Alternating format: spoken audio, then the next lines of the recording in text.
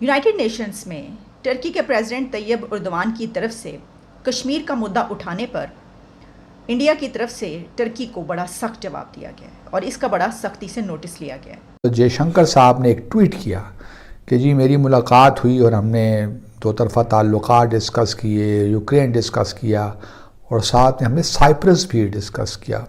Cyprus का जो मसला है वो भी आप जानते ही हैं और उसके बाद फिर पूरा भारत मीडिया अब तुर्की के पीछे लग गया है और एक तरीक़ा है कि दूसरे जो लीडर्स हैं कम से कम उनको ये बताना चाहते हैं कि चलें तुर्की के प्रेसिडेंट ने तो कर दिया लेकिन और कोई कश्मीर का जिक्र ना करें। और अब पूरा मीडिया तुर्की के जो है वज़ीर ख़ारजा के और तुर्की जो ख़ास तौर पे सदर हैं अर्दोगान उनके पीछे लग गए। जय हिंद दोस्तों, पाकिस्तान ब्रेकिंग न्यूज चैनल में आप सभी का हार्दिक स्वागत। टर्की ने एक और बार कश्मीर का मुद्दा यूएन में उठाया। कहा कि भारत और पाकिस्तान को मिलकर कश्मीर का मुद्दा सॉल्व करना चाहिए। इसके ऊपर भारत के विदेश मंत्री डॉक्टर एस जयशंकर ने करारा जवाब देते हुए कहा कि टर्की को भारत के अंदरूनी मामले में बात नहीं करनी चाहिए। इसलिए उन्होंने भी उनके फॉरेन मिनिस्टर से साइप्रस के ऊपर बात कर डाली। साइप्रस की ये कहानी है कि साइप्रस को टर्की ने एनेक्स कर लिया था इलीगली, अब वो उनके हक उन्हें नहीं दे रहा है। इसलिए अब भारत भी साइप्रस का मुद्दा इंटरनेशनल लेवल पर उठाएगा। इस बात पर टर्की ने यह कहा कि भारत उनके अंदरूनी मामले में नहीं बोले इंटरनेशनल लेवल पर। इस पर रिप्लाई करते हुए भारत ने भी ये कहा कि कश्मीर के ऊपर कोई भी तीसरे देश को बोलने का हक नहीं है और जो भी देश इसके ऊपर बोलेगा उसको इसके गंभीर नतीजे भुगतने पड़ेंगे। तो क्या भारत ने ऐसी पॉलिसी अपना ली है जिससे वो हर एक देश के बारे में बात करेगा जो बिना वजह कश्मीर का नाम यूएन में लेते हैं? तो क्या ऐसा लगता है कि अब पाकिस्तान अकेला ही है जो कि कश्मीर के बारे में यूएन में बात करेगा, क्योंकि उसका साथ उनका मुस्लिम उम्मा और उनके मुस्लिम कंट्रीज़ भी छोड़ चुके हैं और अब जैसा लग रहा है कि अगले बार से टर्की भी कश्मीर का नाम लेने से पहले 100 बार सोचेगा।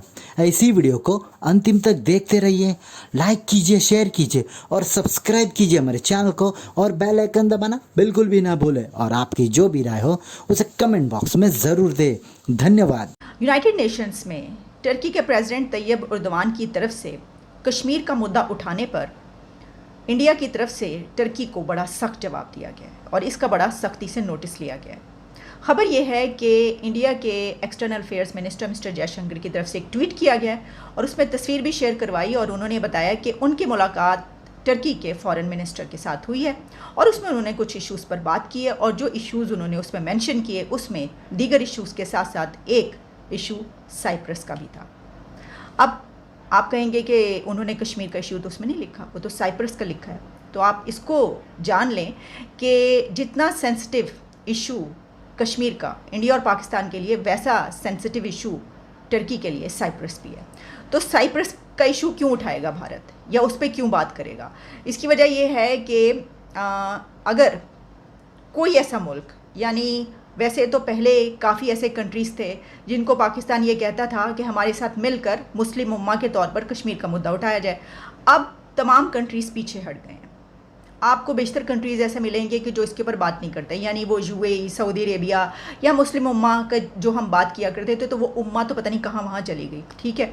और उस पे हम देख रहे हैं कि अब यूएई और सऊदी अरेबिया के तो बहुत अच्छे रिलेशंस हैं, बड़े इंटरेस्ट हैं उसके इंडिया के साथ, बहुत बड़ी ट्रेड है, तो उनके लिए वो क्यों ये मुद्दा उठाएंगे। लेकिन अभी भी अगर कोई इस पर बात करता है पाकिस्तान के कहने पर तो वो टर्की है और इससे पहले भी तैयब उर्दवान ये वाली इस पर बात करते रहे। लेकिन हैरानी की बात ये कि इस मरतबा टर्की के प्रेसिडेंट ने जो बात की वो बहुत ही एक न्यूट्रल सी बात थी। हालांकि इससे पहले वो इससे कहीं ज़्यादा सख्त अल्फाज में भी बात करते रहे, लेकिन उस पर भी उन्होंने बात की। हमने एक मरतबा पहले भी एक प्रोग्राम ऐसा किया था, कुछ अर्सा पहले, 1 साल या पहले के कुछ ऐसा हुआ था जिसके ऊपर टर्की की तरफ से जब कोई ऐसी बात की गई थी तो उनको कुछ इस तरह की शटअप कॉल उस तरफ से दी गई थी, ये वाली कोई बात। और उसमें ये बात कही जा रही है कि ये जो मिस्टर जयशंकर की तरफ से ये बात की गई है और साइप्रस की अपने काउंटर पार्ट से टर्की के, तो वो इसी वजह से की गई है कि ये टर्की को ये बताने की कोशिश की गई है कि आप अपनी हद में रहें और आप अगर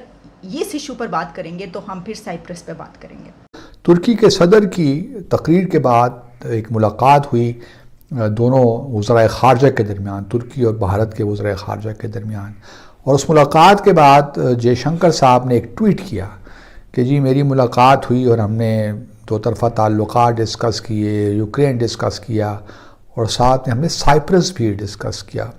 साइप्रस का जो मसला है वो भी आप जानते ही हैं। और उसके बाद फिर पूरा भारत मीडिया अब तुर्की के पीछे लग गया है। और एक तरीक़ा है कि दूसरे जो लीडर्स हैं कम अज़ कम उनको ये बताना चाहते हैं कि चलें तुर्की के प्रेसिडेंट ने तो कर दिया लेकिन और कोई कश्मीर का जिक्र ना करें। और अब पूरा मीडिया तुर्की के जो है वज़ीर ख़ारजा के और तुर्की जो ख़ास तौर पे सदर हैं अर्दोगान उनके पीछे लग गए। और भी यहाँ तक नहीं बल्कि कुछ मैंने भारत की मीडिया रिपोर्ट देखी, यहाँ तक भी अब तुर्की पे इल्ज़ाम लग रहे हैं कि जो उनकी शायद कैनिक पिस्टल्स हैं वो भी कश्मीर के जो फ्रीडम फाइटर्स हैं उनको अवेलेबल हैं।